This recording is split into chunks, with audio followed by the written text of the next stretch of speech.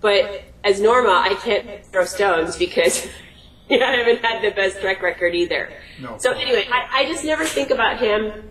I think she's so loved, and I think that's so clear when we get to the penultimate scene when she says, when he's imprisoned before she calls in the troops, when she says, if you could, in me, Aman, I have your fate in my hands, and if you'll just promise never to see Adalgisa again, I'll figure out a way to let you free. And he won't. And so therefore, I think the guy has integrity. I mean, really, if he were a complete skeeve, he would go, okay, great, Adalgisa, bye, let me see you again, bye, I'm out of here. But he doesn't. So I think in that, Bellini shows us that they all are sadly manipulated by fate and their places in politics and society and time. And that's what makes it so brilliantly tragic. It's a lose-lose situation almost for everyone. And they do at the end the only noble and probably win-win thing she can. Anyway, I digress. What were you asking me? The trio. So, yeah, I think the trio it's the complete turn, and it's right there when Pollione enters from afar and Adalgisa says, oh, him. Okay, wait, what? That's it. It's all, her turn lioness side comes out. So there is, this is where the turn actually takes place. At that, like when you think about what's been going on before, Norma and Pollione are equals in some fashion, would you not say?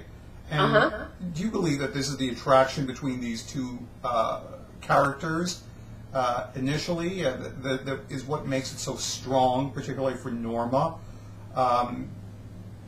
because of their powerful positions? Do you think that was part of their initial attraction? Okay, I don't want to get too metaphysical on you, but I actually believe in soulmates, if you will. I think that the attraction for them had nothing to do with anything. Some people would call it chemistry. I think they are actually meant to be together, but unfortunately they were just born in a time and place that was not conducive to them being together. A Romeo and Juliet thing, right? That to me is I think every great writer and every great composer probably believes that, because how many fantastic pieces of literature are that, Romeo and Juliet. I think that's what it is with them. Of course, the fact that they're both powerful people and they're both incredibly magnetic and charismatic has a lot to do with it. But to me, it's a deep, inner, undeniable connection. The minute they crossed each other's path, they were like, you, and that was it. And they couldn't do anything about it. That's how I play her anyway. Sure. As we move down further into the work, we now have a Norma who is, I would say after that scene, a somewhat crushed woman, to put it mildly. How do you view her digression as the work proceeds from that moment forward? Well, I think crushed, broken is exactly right. Angry first, that makes sense, right? She kind of goes through all the stages of grief, like that. First of all, she's so furious, she's going to go kill his children. That's pretty angry.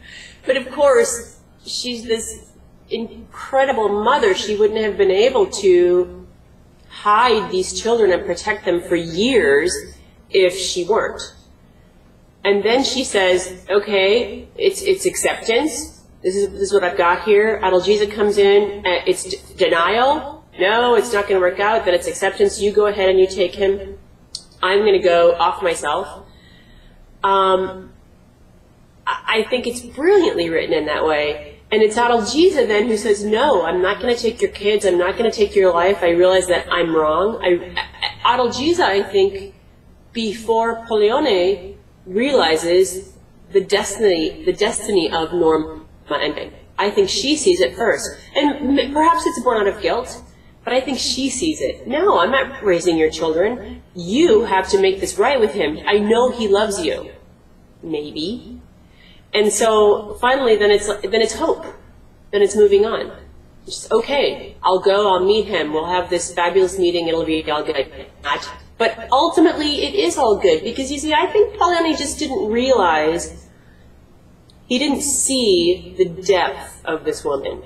He doesn't see it until the end. He doesn't see it until she goes to Orvezo and says, I have children, you have to watch after them. This is the most important thing. And then she said, and then when everybody's, sitting there with bated breath, and she says, Sonio, that's when he recognizes the strength of this woman and realizes what an idiot he was to let her go, which is why he's willing to go with her, which brings us back to the whole soulmate, Romeo, Juliet, gotta be with her thing. Honor, nobility. I think they're fantastic people.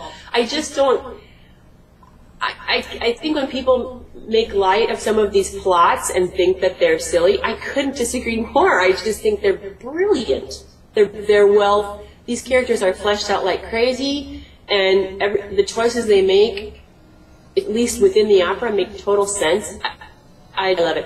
Love, love, love it.